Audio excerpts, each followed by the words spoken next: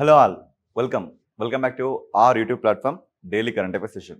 ఇదే మొదటిసారిగా నా క్లాసు చూడడం జరిగితే సబ్స్క్రైబ్ చేసుకోండి. కంటెంట్ నచ్చితే మాత్రం ఖచ్చితంగా లైక్ ఇవ్వండి. అండ్ మీకేమైనా ఓన్గా సజెషన్స్ ఉంటే కామెంట్ బాక్స్లో కామెంట్ చేయండి. అండ్ కాంపిటేటివ్ ఎగ్జామ్ ప్రిపేర్ అవుతున్న అందరికీ ఈ వీడియో షేర్ చేయండి. ఓకేనా? Let's look into our first current affair. ఇక్కడ మనకి ఏం కనబడుతుంది? Yes, Kuno national park. మనకి 2022 నుంచి ఈ పదం మనం వింటూనే వస్తున్నాం. ఎందుకు ఇదంత స్పెషాలిటీ మనకి? ఎందుకంటే మన దేశంలో చీటాస్ కంప్లీట్గా 1940s ఆ డికేడ్లోనే అంతమైపోయినాయని మనం ఒకటి ధృవీకరించడం జరిగింది, ఎండోర్స్ చేయడం జరిగింది. సో ఇక్కడ మళ్ళీ మనం ప్రాజెక్టు చీతాని తీసుకొచ్చినాం. ఓకేనా? ఎప్పుడు 2022లో. సో ఇప్పుడు మళ్ళీ దాన్ని మనం స్మరించుకుంటున్నాం. ఓకేనా? ఎప్పుడు వచ్చింది మనకి? 2022లో మనకి ప్రాజెక్టు చీటా వచ్చింది. ఇలానే ప్రాజెక్టు టైగర్ కానీ, ప్రాజెక్టు క్రొకడైల్ కానీ, సో ఇలా ప్రాజెక్ట్ డైనోసారస్ కానీ, ప్రాజెక్ట్ ఎలిఫెంట్ కానీ, వీటన్నిటిని ఒకసారి రిమినిస్కింగ్ చేసుకునే అవసరం మీకుంది. సో ఖచ్చితంగా మీరు నోట్స్ ఇలాంటి టాపిక్స్ చేసుకున్నప్పుడు ఒకటి మనకి ప్రాజెక్ట్ చీటా వచ్చింది, వెంటనే మీకు ప్రాజెక్ట్ టైగర్ 1973 అని, అలాగే project crocodile, project elephant, project ఇలా సంబంధించిన ప్రతి ఒక్కదాన్ని మీరు ఇక్కడ అడ్రస్ చేసుకోవాలి. అర్థమవుతుందా? ఎస్. ఇప్పుడు చూద్దాం. సో ఇక్కడ ఏంటి అంటే ఇండియాస్ అంబిషియస్, దాని పేరేంటి? Project cheetah. ఈ project cheetah continues to show promising signs of the success. అంటే దీని సక్సెస్ని మనం చూస్తున్నాం అని ఎవరు చెప్పడం జరిగింది? ఎవరు? Union minister of environment, forest and climate change. So video చూస్తున్న మీ అందరిని అడుగుతున్నాను, నేను ప్రతిసారి వీడియో చూస్తున్నప్పుడు అడిగే క్వశ్చన్స్ ఏంటి? కన్సర్న్ మినిస్టర్స్ ఎవరు ఎవరు ఎవరు ఎవరు? సో ఇప్పటికే మీకు ఒక ఐడియా ఉంటుంది. సో అందరు మినిస్టర్స్ని గుర్తుపెట్టుకోవాల్సిన అవసరం మీకు ఎంతగానో ఉందని. సో చెప్పండి, who is our concern minister of environment, forest, climate change? తెలిస్తే ఖచ్చితంగా కామెంట్ చేయండి, తెలియకపోయినా తెలుసుకొని మరి చేయండి. ఇది మీ మంచి కోసమే. ఓకేనా? ఎస్. సో ఇక్కడ ఈ మినిస్టర్ చెప్పడం జరిగింది ఏంటంటే, సో ఇలాంటి క్యాట్ టైప్స్ అంట చాలా ఫ్లరిష్ అవుతున్నాయి, ఇక్కడ ఈ కూనలో ఫ్లరిష్ అవుతున్నాయని చెప్పడం జరిగింది. ఇది మనకి లైమ్లైట్లోకి వచ్చింది. సో ఇది లైమ్లైట్లోకి వచ్చింది కాబట్టి దాని జాగ్రఫికల్ లొకేషన్ మనకు చాలా ఇంపార్టెంట్ కదా. సో అలా చూస్తే ఇది ఎక్కడ లొకేట్ అయిందంటే షియోపూర్ డిస్ట్రిక్ట్. సో డిస్ట్రిక్ట్ పేరేంటి? షియోపూర్ డిస్ట్రిక్ట్. ఇది ఎక్కడ లొకేట్ అయింది? మధ్యప్రదేశ్ అండ్ రాజస్థాన్ ఆ బార్డర్స్లో ఇది లొకేట్ అయింది. చెప్పాలంటే డిస్ట్రిక్ట్ వచ్చేసి మధ్యప్రదేశ్లో ఉంది. ఓకేనా? ఇక చూసుకుంటే ఈ రేంజెస్ వచ్చి మొత్తం మనకేంటి? ఇవన్నీ మనకి వింధ్యా రేంజెస్. సో మనం ఒకసారి అబ్జర్వ్ చేస్తే ఇండియాని మనం ఇలా అబ్జర్వ్ చేస్తే ఒకసారి చూడండి, మనకి ఈ రేంజెస్ కూడా మనకి చాలా ఇంపార్టెంట్. ఇలా చూస్తే మనకి ఇక్కడ మొత్తం కనబడే ఈ రేంజ్ ఏంటి? ఇదంతా మనకి ఆరావళి రేంజ్. సో ఇలానే మనం ఇక్కడ ఈ రేంజ్ని మనం అబ్జర్వ్ చేస్తే ఇది వచ్చేసి బుందేల్ఖండ్. ఓకేనా? ఇది వచ్చేసి ఏంటండి? ఇది వచ్చేసి బుందేల్ఖండ్. సో ఈ ప్లేట్స్, ఈ పీఠభూమి వచ్చి చూస్తే ఇదంతా ఏంటి? ఇదంతా మనకి మాల్వాగా కనబడుతుంది. సో ఈ రేంజ్ మనకి ఇంపార్టెంట్. ఇది వచ్చేసి ఏంటి? ఇది వచ్చేసి వింధ్యా. ఓకేనా? ఇది వచ్చేసి వింధ్యా. ఇక ఈ రేంజ్ మనం గమనిస్తే ఇది వచ్చేసి మనకి సాత్పురా. ఓకేనా? సాత్పురా. ఇక ఈ ప్లేట్ మొత్తం వచ్చేసి మనకి ఏంటి? ఇదంతా డెక్కన్, అంటే సింప్లీ దక్కన్ పీఠభూమి. ఇక నెక్స్ట్ ఈ రేంజ్ మొత్తం చూసుకుంటే మనకి ఇదంతా వెస్టర్న్ ఘాట్స్. సో ఈ రేంజ్ మొత్తం మనం చూసుకుంటే ఇదంతా ఈస్టర్న్ ఘాట్స్. సో ఈ రేంజ్ మనం చూసుకుంటే ఇది చోటా నాగ్పూర్, ఇది హజారీబాగ్ ప్లేట్స్. సో ఈ రకంగా మనం డిస్క్రైబ్ చేసుకోవాలి. ఈ వింధ్య వీటి మధ్య మనకి ఇక్కడ అమర్కంటక్ పీఠభూమి ఉంటుంది. ఇక్కడ నుంచి మనకు ఫ్లోయర్ రివర్ అంటే నర్మదా. సో దీని కింద మనకు ఫ్లోయర్ రివర్ అంటే తపతి. సో ఇక్కడ నుంచి మనకు ఫ్లోయర్ రివర్ అంటే సోను. ఇక్కడ నుంచి మనకి ఇలా గంగా, ఇలా బ్రహ్మపుత్ర. సో బ్రహ్మపుత్ర, గంగా ఇవి రెండు కలిసి మనకి మేఘనగా ఈ బే ఆఫ్ బెంగాల్లో మర్జ్ అయిపోతాయి. సో ఇలా చూసుకుంటే మనకేంటి? సింధు నది. ఇక్కడ మనకి జీలం, చీనా, రావి, సట్లెజ్, బియాస్. ఇలా ఒక్క స్ట్రక్చర్ని చూస్తే మనకు జాగ్రఫీ మొత్తం ఇలా మైండ్లో రిపీట్ అవ్వాలి. సో చూసుకుంటే ఇది వింధ్యా రేంజ్లో ఉంది. వింధ్యా రేంజ్లో అంటే ఎగ్జాక్ట్గా ఈ రేంజ్లో మనకి ఇది కనబడుతుంది. ఏంటి? ఈ కూనో నేషనల్ పార్క్. ఓకేనా? సో ఇలా మనకి కూనో నేషనల్ పార్క్ కనబడుతుంది. ఎందుకు దీనికి కూనో అనే పేరు వచ్చిందంటే చంబల్కి ఉపనది. చంబల్ దేనికి ఉపనది? యమునకు ఉపనది కదా. ఆ Chambal it's tributary of Yamuna and Chambal's tributary is this Kuno river. అర్థమైందా? ఈ కాంటెక్స్ట్ మీద దీనికి ఈ పేరు వచ్చింది. ఇక చూసుకుంటే మనం 2022లోనే నమీబియా నుంచి 8 చీటాస్ని సెప్టెంబర్లో తీసుకొచ్చాం. ఇక ఆ తర్వాత మరొక 12ని మనం సౌత్ ఆఫ్రికా నుంచి 2023లో తీసుకొచ్చాం. ఓకేనా? ఒకసారి మనం దీని రియల్ టైం విజువలైజేషన్స్ని అబ్జర్వ్ చేస్తే ఇక్కడ చూడండి, మీ అందరికీ you're seeing and addressing Kuno national park. అవునా? సో ఎక్కడ ఉంది, ఇది మధ్యప్రదేశ్ హెడ్ మీద మనకు లొకేట్ అయ్యింది. సో ఈ ప్లేస్ అంతా మనం చూస్తున్న ఈ ప్లేస్ అంతా Kuno wild life sanctuary. Sir Kuno wild life sanctuary river ఏది అన్నారు కదా, సో చూడండి మీకు కనబడుతుంది కదా రివర్, ఇగో ఇదే అండి. ఇలా ఇలా మనకి ఈ రివర్ మీద కనబడుతుంది. సో దిస్ ఇస్ ద, చదవండి ఏంటి, Shahabad Kuno river. So Kuno river కనబడుతుంది కదా. సో ఇదంతా ఆ ఏరియా. సరే ఎందుకు దాన్ని ఇక్కడ మనం తీసుకొచ్చామంటే, ఇక్కడ మనకి ట్రాపికల్ వెదర్ కండిషన్స్ ఇక్కడ మనకు కనబడతాయి. ఆ పర్స్పెక్టివ్లో ఈ చీటాస్ని మనం ఇక్కడ అడ్రస్ చేయడం జరిగింది. ఓకేనా, ఎస్. ఇక నెక్స్ట్ క్వశ్చన్స్ని మనం ఎలా ఎక్స్పెక్ట్ చేయొచ్చు. సో ఇప్పుడు మనకి టాపిక్ వచ్చింది, మనం క్వశ్చన్స్ని ఎలా ఎక్స్పెక్ట్ చేయొచ్చు. ద కూనో నేషనల్ పార్క్ ఎక్కడ లొకేట్ అయింది, మధ్యప్రదేశ్లో. ఎంత స్క్వేర్ కిలోమీటర్లో, అప్రాక్సిమేట్లీ 750 స్క్వేర్ కిలోమీటర్స్లో. And Kuno river it's tributary of what, Chambal. ఓకేనా, ఎస్. నెక్స్ట్ నెక్స్ట్ మనకి అస్త్రా మిసైల్ వచ్చింది. ఈ అస్త్రా మిసైల్ యొక్క స్పెషాలిటీ ఏంటి, అసలు ఇది ఎందుకు లైమ్లైట్లోకి వచ్చింది, ఎందుకంటే డిఆర్డిఓ దీన్ని టెస్ట్ చేసింది. సో ఇది ఎలాంటి కైండ్ ఆఫ్ అంటే, బియాండ్ విజువల్ రేంజ్. అంటే మన విజువల్, మన కంటి కూడా కనబడుతుంది కదా, దాన్ని దాటి ఇది ఉంటుందట. ఇప్పుడు అర్థమైందా, దాన్ని దాటి ఇది ఉంటుంది. సో అందుకే దీన్ని బియాండ్ విజువల్ రేంజ్ అంటున్నాం. మళ్ళీ దీన్ని చూస్తే మనం, ఇది ఎలాంటి kind of, air to air. సరే ఏంటి సార్ మళ్ళీ air to air. For example ఇది ఒక సుఖోయ్ విమానం అనుకోండి.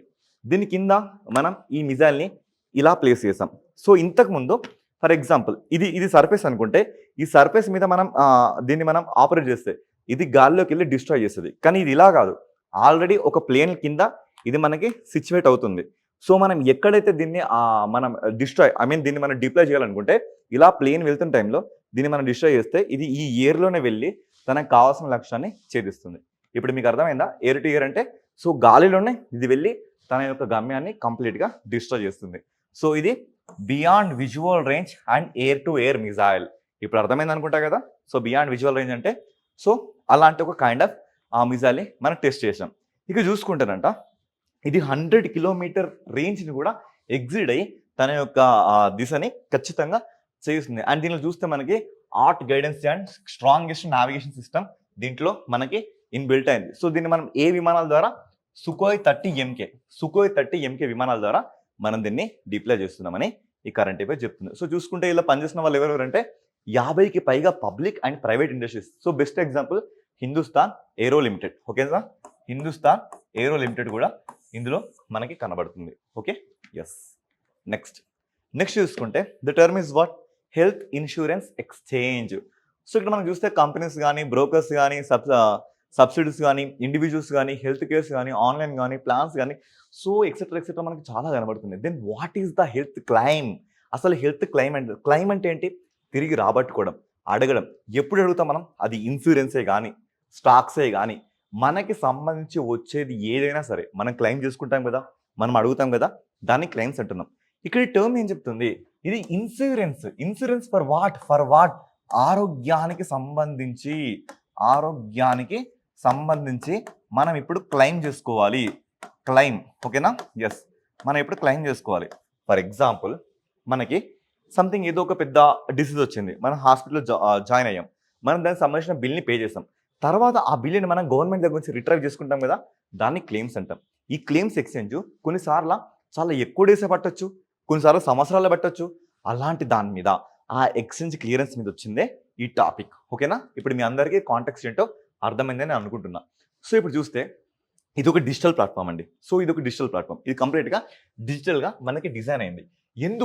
ఎందుకంటే standard is the health insurance claim processing. So ఈ హెల్త్ ఇన్సూరెన్స్ క్లైమ్ ప్రాసెసింగ్ అన్న మనకి చాలా ట్రాన్స్పరెన్సీ, చాలా పారదర్శకంగా, జవాబుదారితనంగా ఇది మనకు వర్క్ చేయాలని ఇది చెప్తుంది. ఇక్కడ చూసుకుంటే మనకి it's central hub for exchanging claims related the information between various stakeholders in the like insurance. అంటే చాలా మంది స్టేక్ హోల్డర్స్ మధ్య, అంటే దీంట్లో ఉన్న వాళ్ళు కానీ, కంపెనీస్ కానీ, సబ్సిడీస్ కానీ, ఈ ప్రతి ఒక్కరిని ఇది మిళితం చేస్తుంది అని ఇక్కడ చెప్తుంది. ఇక చూసుకుంటే ఈ నేషనల్ హెల్త్ క్లైమ్ ఎక్స్చేంజ్, సింపుల్గా దీన్ని మనం ఏమంటున్నామంటే ఈ ఎన్హెచ్సిఎక్స్. ఓకేనా, ఈ ఎన్హెచ్సిఎక్స్ని దేని కింద మనం తీసుకొస్తున్నామంటే హెల్త్ మినిస్ట్రీ. ఈ హెల్త్ మినిస్ట్రీ దీన్ని మనం తీసుకొస్తుంది. సో ఈ హెల్త్ మినిస్ట్రీ మనం దీన్ని చూసుకుంటుంది. అండ్ ఇక్కడ సూపర్విజన్ ఎవరు చేస్తారు, ఇది డబ్బుకు సంబంధించిన విషయమే కదా, this is related to money కదా. సో ఆ థింగ్ని ఫినాన్స్ మినిస్ట్రీ చూసుకుంటుంది. Under which regulatory body, insurance regulatory body. అర్థమవుతుందా, insurance regulatory and development authority of India. ఇది మనకి ఎప్పుడు ఏర్పడింది? ఇది మనకి 1999లో ఒక స్పెషల్ యాక్ట్ పరంగా ఇది మనకి statutory body, which means it evolved from an act which was enacted by the parliament. So ఆ యాక్ట్ ప్రకారంగా ఇది మనకి ఏర్పడింది. ఓకేనా? So this is under health ministry and finance ministry. ఈ రెండిటి ఇంటిగ్రేటెడ్గా ఈ insurance regulatory development authority of India వాళ్ళు దీన్ని ప్రజలకి క్లైమ్స్ని చాలా పారదర్శకంగా ఇస్తున్నారు అనేది దీని థీమ్ అన్నట్లుగా. Okay, yes. చూస్తే ఇది ఏ ప్రోగ్రామ్ కింద మనకి లాంచ్ అవుతుంది? ఏ ప్రోగ్రామ్ కింద మనకి లాంచ్ అవుతుందంటే Ayushman Bharat digital mission. So Ayushman Bharat digital machine అంటే ఏంటి?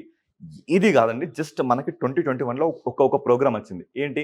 మనకి ఆధార్కి ఎలా అయితే నెంబర్స్ ఉన్నాయో అలాగే ప్రతి ఒక్కరికి ఒక digital account, health digital account ఇచ్చేసి దాంట్లో వాళ్ళ యొక్క హెల్త్ కానీ వాళ్ళకి సంబంధించిన ప్రతి డేటా అండి, బీపీ కానీ షుగర్స్ కానీ వాళ్ళకి సంబంధించిన ప్రతి డేటా దాంట్లో కంప్లీట్గా ఉంటుంది. సో అలాంటి డేటా ఆ ప్రోగ్రామ్ కింద ఎవరు?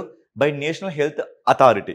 ఈ నేషనల్ హెల్త్ అథారిటీ వాళ్ళు and insurance regulatory development authority ఈ ప్రోగ్రామ్స్ కింద దీన్ని ప్రజలందరికీ ఇవ్వబోతున్నారని ఇది చెప్తుంది. సో చూసుకుంటే హెల్త్ ఇన్సూరెన్స్ క్లైమింగ్ అనేది చాలా పారదర్శకంగా జరుగుతుందని ఇక్కడ ఈ డేటా మొత్తం మనకి ఇస్తుంది. ఓకేనా? సో దీని ఫీచర్ చూసుకుంటే చెకింగ్ కవరేజ్ కానీ లేదా ప్రీ అథారిటీ రిక్వెస్ట్ కానీ ప్రీ డిటర్మినేషన్ కానీ క్లైమ్ సబ్మిషన్ కానీ, సో దీంట్లో ప్రాసెస్ మనకి మొత్తం ఇలా జరుగుతుంది, ఎంత ట్రాన్స్పరెన్సీ జరుగుతుందని ఈ వివరాలు చెప్తుంది. ఇదంతా మెయిన్స్ ఓరియంటేషన్లో వాల్యూ అడిషన్గా మనకి పనికొస్తుంది. ఓకేనా? ఎస్. ఈ పీడిఎఫ్లో మనకి తెలుగు ఇంగ్లీష్ బైలింగ్వల్లో మనకి టెలిగ్రామ్ గ్రూప్ రోగిస్ అకాడమీలో ఇవి అవైలబుల్గా ఉన్నాయి. అక్కడ మీరు దీన్ని అక్వైర్ చేసుకొని ఇంకా బాగా నోట్స్ తీసుకోండి. ఓకేనా? ఎస్. ఇప్పుడు నెక్స్ట్ మనం క్వశ్చన్స్ని ఎలా ఎక్స్పెక్ట్ చేయొచ్చు? This is completely related to expected questions. ఓకేనా? ఎస్. ఈ క్వశ్చన్స్ని మనం ఎలా ఎక్స్పెక్ట్ చేయొచ్చు? ఇప్పుడు టాపిక్ మనం మాట్లాడడం ఏంటి? ఆయుష్మాన్ భారత్ డిజిటల్ మిషన్ అని మాట్లాడడం, అందులో తర్వాత insurance regulatory development authority of India అని మాట్లాడడం. మరి వాటిని అడ్రస్ చేస్తూ ఎకానమీ పర్స్పెక్టివ్లో కానీ వెల్ఫేర్ పర్స్పెక్టివ్లో కానీ సోషల్ ట్రాన్సిషన్లో కానీ ఇలా మనకు క్వశ్చన్స్ రావచ్చు. ఇక్కడ చూసుకుని చూడండి, Ayushman Bharat digital mission. So చూడండి, previously known as the national digital health mission. So ఇంతకుముందు దీని పేరేంటి? National digital health mission. So ఇలా మనకి ఇది ఎప్పుడు వచ్చింది? ఇది మనకి ఎప్పుడు వచ్చింది? ఇంతకుముందు మనం మాట్లాడాం కదా, 2021 సెప్టెంబర్లో ఇది మనకు వచ్చింది.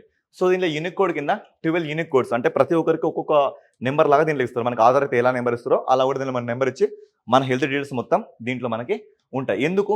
అందరి హెల్త్ కేర్ని సమీక్షించడానికి, to review every one's health care in this system. ఇప్పుడు next IRDAI. So insurance regulatory development authority of India. ఇది మనకి ఎప్పుడు వచ్చింది? This is evolved in 1999 insurance regulatory development authority act which was enacted by parliament in 1999. ఓకేనా? So దీని ప్రకారంగా ఇది మనకి ఎవాల్వ్ అయింది. అండ్ ఫైనల్లీ ఇంకా ఎక్స్పెక్టెడ్ క్వశ్చన్స్ మనం ఎలా ఎక్స్పెక్ట్ చేయొచ్చు, ఎలా మనం రిట్రైవ్ చేయొచ్చు? సో చూడండి, the national health claims exchange has been developed under the which initiative? ఏ ఇనిషియేటివ్ ద్వారా ఇది మనకు వచ్చింది? ఏ ఇనిషియేటివ్? ఆయుష్మాన్ భారత్ లేదా నేషనల్ డిజిటల్ హెల్త్ మిషన్. ఇది మనకి ఎప్పుడు ఎవాల్వ్ అయింది? 2021 సెప్టెంబర్లో ఇది మనకి ఎవాల్వ్ అయింది. సో నెక్స్ట్ ఈ NHCX గురించి చూసుకుంటే, what is the primary objective? దీని ప్రైమరీ ఆబ్జెక్ట్ ఏంటి? To streamline and standardise health insurance claim processing. ఓకేనా? నెక్స్ట్ ఈ NHCX help reduce dealers in the claims settlement. How? ఇది ఎలా జరుగుతుంది? By allowing the real time tracking and standardise digital submission. అంటే మనం డిజిటల్గా ఎంతవరకు సబ్మిట్ చేస్తాం. ఫర్ ఎగ్జాంపుల్, మనకు హ్యాండ్ ఫ్రాక్చర్ అయింది, దాన్ని డిజిటల్గా మనం సబ్మిట్ చేసి మనం కట్టిన డబ్బుల గురించి మనం కట్టిన వివరాలు ఉంటాయి కదా, అవన్నిటిని ఇది రియల్ టైమ్గా ట్రాక్ చేసి, ఓకే పలానా పేషెంట్ ఈ డబ్బును కట్టాడు, సో మనం పలానా వ్యక్తికి ఇంత మనం క్లెయిమ్ చేయొచ్చు అని ఇది ఇస్తుంది అన్నట్టుగా. అర్థమవుతుందా? ఎస్. ఇలా క్వశ్చన్స్ మనం ఎక్స్పెక్ట్ చేయొచ్చు. ఇక next, this is related to Indian railways. So పేరు చూడండి, మెషిన్ విజన్ బేస్డ్ ఇన్స్పెక్షన్. మనం గత 7 days కింద మనం ఒక యాప్ గురించి మాట్లాడాం. ఆ యాప్ పేరేంటి? రైల్1. ఓకేనా? రైల్1 ఇది ఒక యాప్ గురించి మాట్లాడాం. ఈ యాప్లో మనకి ఇంతకుముందు IRCTC కానీ లేదంటే where is my location of train కానీ ఈ యాప్స్ అన్నిటిని తీసేసి వన్ సింగిల్ స్టాప్ సొల్యూషన్గా మనకి ఈ యాప్ వచ్చిందని మనం మాట్లాడుకున్నాం. ఈరోజు ఏంటి అంటే టాపిక్ ఏంటి? Machine vision based inspection system. పేరులోనే ఉంది. సో ఫర్ ఎగ్జాంపుల్, ఇది ఒక ట్రైన్ ఉందండి, దీంట్లో మనం ఈ సిస్టమ్ని మనం ఇన్సర్ట్ చేయడం వల్ల దానికి సంబంధించిన ప్రతి వివరాన్ని ఇది ఇస్తుంది. ఎలా అంటే దాన్ని ఫర్ ఎగ్జాంపుల్ ఆ భోగి ఎంతవరకు యాక్టివ్గా ఉంది, దాంట్లో ఏమైనా సిస్టమ్ చెడిపోయిందా, దాంట్లో ఎలక్ట్రిసిటీ ఎలా ఉంది, దాంట్లో వాటర్ సిస్టమ్ ఎలా ఉంది, దాంట్లో లీకేజ్ ఎలా ఉన్నాయి, ఈ ప్రతి దాన్ని ఇది చాలా రియల్ టైం యాక్యురేట్గా మనకి ఇస్తుంది. ఓకేనా? సో దీన్ని ఎవరు తీసుకొచ్చారు? Indian railways has signed and MoU ఏంటి, a memorandum of understand with whom with the dedicated freight corridor corporation of the India limited. Sir ఏంటి సార్ ఇది? So this is also a statutory body. This evolved in 2006 ఇది 2006లో భారత్లో ఏర్పడింది. So దీని పేరేంటి? Dedicated freight corridor cooperation of India limited. So ఇక్కడ మనకు freight అన్న ఒక వర్డ్ వచ్చింది. The word means what? Freight. ఈ ఫ్రీట్ రిలేటెడ్ టు గూడ్స్, అంటే సరుకుల్ని రవాణా చేస్తున్నామా లేదా అనే విషయాన్ని తెలిపే వర్డ్ వచ్చేసి ఫ్రీట్. బై ద వే ఆ ఆర్గనైజేషన్ పేరేంటి? Dedicated freight corridor corporation of India limited. So ఈ వీళ్ళతో మనం ఒక ఒప్పందం చేసుకుందాం. ఏమని ఒప్పందం చేసుకుందాం? For the installation of the machine vision based inspection. So అసలు దీన్ని మనం ఎలా మనం దీన్ని ఇన్స్టాల్ చేస్తాం? ఎలా అంటే కెమెరాస్ కానీ, ఏఐ సెన్సార్స్ కానీ, సో వీటన్నిటినీ ఆ బోగిల్లో అమర్చిన తర్వాత అవి వాటికి సంబంధించిన డ్యూటీస్ని అవి నిర్వర్తిస్తాయి. అర్థమవుతుందా? అలా చూడడం ద్వారా మనకి ఈ ఫెసిలిటీస్ కంప్లీట్గా సెట్ అయిపోతున్నాయి. అండ్ రైల్వేకి సంబంధించిన యాక్సిడెంట్స్ కానీ, ఈ రైల్వేకి సంబంధించిన ముందస్తు ప్రమాదాలు కానీ, ఈ రైల్వేకి సంబంధించిన ముందస్తు ఇన్ఫర్మేషన్ కానీ మనకి ముందే తెలుస్తుంది. అండ్ ఇంతకుముందు మనకి చాలా వరకు రైల్వే యాక్సిడెంట్స్ జరిగినప్పుడు కవచ్ అనే ఒక ప్రోగ్రామ్ కూడా మనకు బయటకు వచ్చింది, అవునా కదా? దాన్ని కూడా మీరు ఇక్కడ మెమరైజ్ చేసుకోవాలి. సో ఇలా చేయడం ద్వారా ప్రయోజనం ఏంటి అంటే రైలు సేవలకి అంతరాయం కలగకుండా ఉంటుంది. అండ్ ఇవన్నీ ఏమ్స్ మనం సాధించవచ్చు అని ఈ డేటా మనకు చెప్తుంది. సరే, మనం క్వశ్చన్స్ని ఎలా ఎక్స్పెక్ట్ చేయొచ్చు చూద్దామండి. What is the machine vision inspection? అసలు మెషిన్ విజన్ ఇన్స్పెక్షన్ అంటే ఏంటి? డైరెక్ట్గా ఇమేజ్ ప్రాసెసింగ్ ఆధారంగా రూపొందించబడిన ఇది ఒక టెక్నాలజీ. అంటే అన్ని మన సీసీ కెమెరాలో అమర్స్తాం. సో ఆ సీసీ కెమెరాలో ఒక ఫోటో తీసిన తర్వాత జనరల్గా ఉన్న ఫోటో ఎలా ఉంది, ఇప్పుడున్న ఫోటో ఎలా ఉంది. ఫర్ ఎగ్జాంపుల్ ఏదైనా ఒక సీట్కి నట్టు బోల్ట్ ఊడిపోయింది, దాంట్లో ఐడల్ ఇమేజ్ ఒకటి మనం పెడతాం. ఈ ఇమేజ్ చూసినాక ఆ ఇమేజ్కి మ్యాచ్ అవ్వకపోవడం వల్ల ఇదేం చెప్తుంది? Something error was happened here అనే విషయం చెప్తుంది. అలా ప్రాసెసింగ్ ఆధారంగా రూపొందించబడిన సిస్టమ్ అన్నట్లుగా. ఇది వివిధ తయారీ పరిశ్రమలో ఉత్పత్తి లైన్లో తనిఖీ ప్రక్రియలు, అంటే మొత్తంగా కంప్లీట్గా ఆటోమేటిక్గా ఇదంతా ఎగ్జామిన్ చేస్తుంది. ఎగ్జామిన్ చేయడానికి ఒక సైరన్ మనకు వస్తుంది. అప్పుడు మనం వెళ్ళి అలర్ట్ అయ్యి ఆ సిస్టమ్ని క్లియర్ చేస్తాం అన్నట్లుగా. ఇలా మనం క్వశ్చన్స్ని ఎక్స్పెక్ట్ చేయొచ్చు. ఓకే, నెక్స్ట్ సంచార్ మిత్ర. పేర్లోనే ఉంది సంచారం అంటే ఏంటి? తిరగడం. ఏం చెప్పాలి? సంచార మిత్ర అంటే వెళ్ళి చెప్పాలి. ఇది ఎవరిని ఉద్దేశించి అంటే స్టూడెంట్స్ వాలంటరీ ప్రోగ్రామ్. అంటే ఫర్ ఎగ్జాంపుల్ ఇప్పుడు గ్రామాల్లో ఉన్న ప్రజలందరికీ డిజిటల్ సేవలు కానీ, ఈ 5G 6G గురించి కానీ ఇవన్నీ ఏం తెలియదు కదా. సో ఆ ఆస్పెక్ట్లో ఎవరు లీడ్ తీసుకున్నారు? The department of telecommunication of the government of India rolled out Sanchar Mitra scheme national wide to empower the youth as digital ambassadors. So యూత్ని డిజిటల్గా అంబాసిడర్లుగా మార్చాలి. ఎలా? ఈ డిజిటల్ అవేర్నెస్ని ప్రతి ఒక్కరికి మనం స్ప్రెడ్ చేయాలి. అర్థమవుతుందా? సో ఈ కాంటెక్స్ట్లో ఈ స్కీమ్ని ఎవరు తీసుకొచ్చారు? DOT, telecommunication, the department of telecommunication ఈ స్కీమ్ని తీసుకురావడం జరిగింది. సో ఈ స్కీమ్లో మనం చూస్తే కొన్ని మెయిన్ అడ్వాంటేజ్ చూస్తే ఇది మనకి డిజిటల్ భద్రత గురించి కానీ, సైబర్ మోసాల గురించి కానీ, అండ్ ఈఎంఎఫ్ ఎలక్ట్రోమాగ్నెటిక్ రేడియేషన్ ఆందోళన కానీ, సో ఇవన్నిటి పట్ల ప్రజల్లో ఒక రకమైన అవేర్నెస్ని, ఎంపవర్మెంట్ని ఇది ఇస్తుంది. సో చూసుకుంటే ఈ సంచార మిత్ర రంగంలో నిపుణుల నుంచి మరియు నేషనల్ కమ్యూనికేషన్ అకాడమీ టెక్నాలజీ మరియు డిఓటి యొక్క మీడియా వింగ్ని ఇక్కడ మనం ట్రైనింగ్ తీసుకోవచ్చు. అంటే ఫర్ ఎగ్జాంపుల్ మనకి దీంట్లో పనిచేయాలనుకుంటే మనం ఈ ఎన్సిఏటి అండ్ ఈ డిఓటి ఈ మీడియా వింగ్ కింద మనం వెళ్ళి ట్రైనింగ్ కూడా తీసుకోవచ్చు అని ఈ స్కీమ్ మనకి చెప్తుంది. సో ఈ స్కీమ్ని మనం చాలా బాగా ఇంప్లిమెంట్ చేస్తే మనకి ఏం జరుగుతుందంటే ఎవరైతే బెటర్గా పర్ఫార్మ్ చేస్తే వాళ్ళకి ఫ్రీ ఇంటర్న్షిప్స్ కానీ, లేదా ఉద్యోగ విషయంలో కానీ, లేదా రెజ్యూమ్లో యాడ్ చేసుకోవడానికి కానీ ఒక స్పెషల్గా ఇదంతా ఒక ప్రొవిజన్ని ఏర్పాటు చేసింది. Okay, yes. సో నెక్స్ట్ ఏంటంటే ఇది ఇంటర్నేషనల్ వైడ్గా జాగ్రఫికల్ ఇష్యూ అండి. సో పేరేంటి మౌంట్ రైనర్. సో మౌంట్ రైనర్, అసలు ఈ మౌంట్ రైనర్కి ఏమైంది, ఇది ఎక్కడుంది అంటే ఏంటి? సో చూద్దామండి.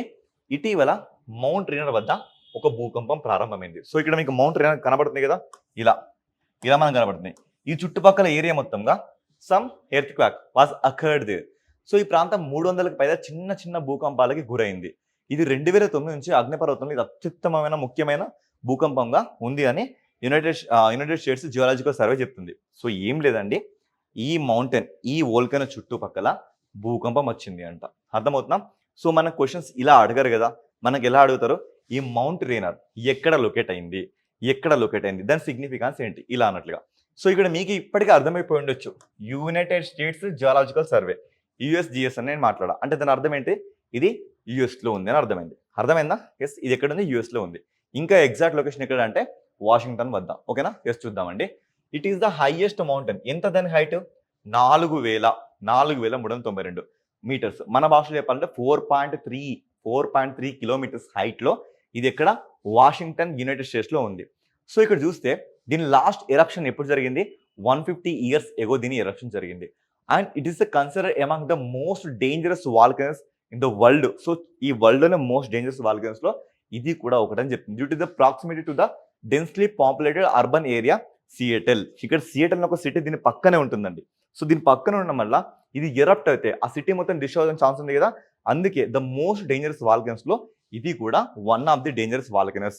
అండ్ దీన్ని మనం డికేడ్ వాల్కనస్ అనే ఒక లిస్ట్ లో కూడా మనం దీన్ని మనం ప్లేస్ చేస్తాం. ఓకేనా? డికేడ్ వాల్కనస్ ఇది అప్రాక్సిమేట్లీ మనకి 2000 డికేడ్లో, అప్రాక్సిమేట్లీ మనకి 2005, 2006 ఆ టైంలో దీన్ని లిస్ట్లో పెట్టారు. ఆ పెట్టింది ఎవరు అంటే international association of the volcanology and chemistry of the earth interior అనే వింగ్ అనే ఒక ఆర్గనైజేషన్ ఉంటుందండి ప్రపంచవ్యాప్తంగా. అది ఏ వాల్కనస్ అయితే మోస్ట్ డేంజరస్ వాల్కనస్ ఉంటాయో ఆ మోస్ట్ డేంజరస్ వాల్కనస్ ని ఈ డికేడల్ వాల్కనస్ లో ప్లేస్ చేస్తారు. ఇవి వచ్చేసి మనకి మొత్తంగా 16గా ఉంటాయి. ఓకేనా? ఈ వాల్కనస్ లో ఇది మనకి ప్లేస్ అయింది. సో సింపుల్ గా ఇది మనకి ఎగ్జామ్ లో పడితే మనం ఎలా క్వశ్చన్ ఆన్సర్ చేయాలంటే దాని లొకేషన్, నెక్స్ట్ అది ఈ వింగ్ లో ఉందా లేదా, డికేడ్ వాల్కనస్ లో ఉందా లేదా. సో ఒకసారి చూడండి, ఆ డికేడ్ వాల్కనస్ లో ఇక్కడ మనకు కనబడుతుంది. సో చూడండి, మౌంట్ రేనర్ కనబడుతుందా, అలాగే మౌనాలోవా ఇది మనకి హవాయిలో ఉంటుంది. సో ఒకసారి అబ్జర్వ్ చేయండి, ఇప్పటివరకు మనకి చాలా వాల్కనస్ లైమ్ లైట్ లోకి వచ్చాయి. సో ఇప్పుడు చూడండి, మనకి మౌంట్ ఎట్నా, మౌంట్ మెరాపి, తర్వాత మౌంట్ ఫ్యూగో, మౌంట్ ఈసో, ఇదే విధంగా మనకి ఇప్పుడు ఏంటి, మౌంట్ రేనార్. సో ఇలా మనకి ఇప్పటివరకు చాలా. సో చూడండి, మీకు ఇక్కడ ఎట్నా కనబడుతుంది, శాంటోరిని కనబడుతుంది, మౌంట్ మెరాపి కనబడుతుంది, తాల్ కనబడుతుంది. సో ఇలా ఇవన్నీ మనం ఇంతకుముందు కరెంట్ అఫైర్లో మాట్లాడుకున్నాం కదా, ఇవన్నీ దీంట్లో లొకేట్ అయి ఉన్నాయి. ఓకేనా? ఎస్. ఇక next, this is related to Andhra Pradesh AP issue. So చూడండి, ఇంధన సామర్థ్య సాంకేతిక కోసం ఒక కొత్త పథకాన్ని కేంద్రం తీసుకొస్తుంది. సో చూడండి, ఇక్కడ చిన్న సూక్ష్మ తరహా అంటే ఎంఎస్ఎంఈ సెక్టార్స్ రంగంలో అత్యాధునికంగా ఇంధన సామర్థ్య సాంకేతికతను అందించేందుకు ఇక్కడ దీని పేరేంటి, ఎస్, ADEETIE. దీనికి సంబంధించిన రియల్ టైం విజువలేషన్ మనం అబ్జర్వ్ చేస్తే ఎస్, మనకి ఇక్కడ కనబడుతుంది మౌంట్ రేనార్. ఓకేనా? ఎస్, ఇది ఎక్కడ మనకి వాషింగ్టన్ యూఎస్ఏలో ఇది లొకేట్ అయింది. ఎస్, దీని రియల్ టైం విజువలేషన్ ఒకసారి మనం అబ్జర్వ్ చేస్తే we can assess it. So ఇలా ఉంటుందండి. దీని చుట్టుపక్కల మనకు కంప్లీట్గా ఎర్త్ క్వాక్స్ వచ్చాయంట. ఎంత? 3000కి పైగా ఎర్త్ క్వాక్స్ దీని చుట్టూ వచ్చాయని చెప్తుంది. సో ఇప్పటివరకు మనం మాట్లాడాం కదా సియేటల్ సిటీ అని. చూడండి, దీని పక్కన మనకి సియేటల్ సిటీ లొకేట్ అయిందా. సో ఈ భూకంపాల వల్ల ఈ ప్రాంతం మొత్తం కంప్లీట్గా ఎఫెక్ట్ అవుతుంది. సో ఈ ఒక్క వాల్కనో ఇది ఎంత డేంజరస్ వాల్కనో ఇప్పటికే మీకు ఒక అసెస్మెంట్ వచ్చి ఉంటుంది. సో చూడండి, ఈ సిటీని మీరు ఒక్కసారి అబ్జర్వ్ చేయండి. సో ఈ సిటీ మొత్తం మనకి కంప్లీట్గా డ్యామేజ్ అవ్వడానికి మనకి చాలా వరకు ప్రాబిలిటీ ఉంది. సో చూడండి, మనం ఈ కరెంట్ అఫైర్స్లో ప్రతి టాపిక్ని అవసరం ఉన్న దగ్గర మన రియల్ టైం విజువలైజేషన్స్ని వాడుతున్నాం. ఈ విషయం అర్థమవుతుందా మీకు? నిన్న సిఎన్ రివర్ గురించి మనం ప్యారిస్లో మాట్లాడినప్పుడు కూడా మనం ఇలాంటి రియల్ టైమ్స్ని మాట్లాడాం. ఈ రియల్ టైమ్స్లో ఇప్పటి వరకు 2 తెలుగు రాష్ట్రాలు కదండి కరెంట్ అఫైర్స్ని ఇలా రియల్ టైంలో దేశంలోనే ఎవ్వరు కూడా ట్రీట్ చేయట్లేదు. ఎందుకు మనం ఇనిషియేటివ్ తీసుకున్నామంటే ప్రతిసారి చూస్తేనే అది ఎక్కువ రోజులు గుర్తుందని, చూసి విని నోటితో అంటూ చేతితో రాస్తే అప్పుడు చదివితే అది ఎక్కువ రోజులు గుర్తుంటుంది. ఈ కాంటెక్స్ట్లో నేను ప్రతి ఒక్కటి ఇలానే డిజైన్ చేస్తూ తీసుకొచ్చాం. సో చూడండి, సో మీకు ఇక్కడ ఈ సిటీ మీకు కనబడుతుంది. ఈ సిటీ ఎంత డేంజరస్ జోన్లో ఉంది అనే విషయం మీకు ఇప్పటికీ అర్థమైంది కదా. సో ఈ పక్కనే మనకి ఈ మౌంటైన్ లొకేట్ అయింది. సో ఈ మౌంటైన్ చుట్టూ మనకి కంప్లీట్గా ఈ రేంజ్ ఉంటుంది. మీరు ఇంకా దీనికి సంబంధించిన ఇమేజెస్ని మీరు ఇక్కడ అబ్జర్వ్ చేయొచ్చు. సో చూడండి, ఇదంతా వన్స్ ఒక్కసారి ఈ ప్లేస్లో మనకి ఎర్త్ క్వాక్స్ వస్తే జరిగే సిచ్యువేషన్ ఏంటి, ఎంత ఎకో సెన్సిటివ్ జోన్ ఇదంతా. సో పేర్లోనే ఉంది ఎకో సెన్సిటివ్. సో ఇలాంటి ప్లేసెస్ని మనం జస్ట్ టచ్ చేసిన చాలు అది ఎంత సెన్సిటివ్గా అండ్ ఎంత భారీ ప్రాణనష్టం తీసుకొస్తుంది అనడానికి ఇదే ఒక నిదర్శనం. అర్థమవుతుందా? అండ్ నెక్స్ట్ సో ఇవి అండి ఈరోజు కరెంట్ అఫైర్స్. ఇంతకంటే మోర్ క్వాలిటీతో మనం మళ్ళీ నెక్స్ట్ సెషన్లో కలుసుకుందాం. Thank you.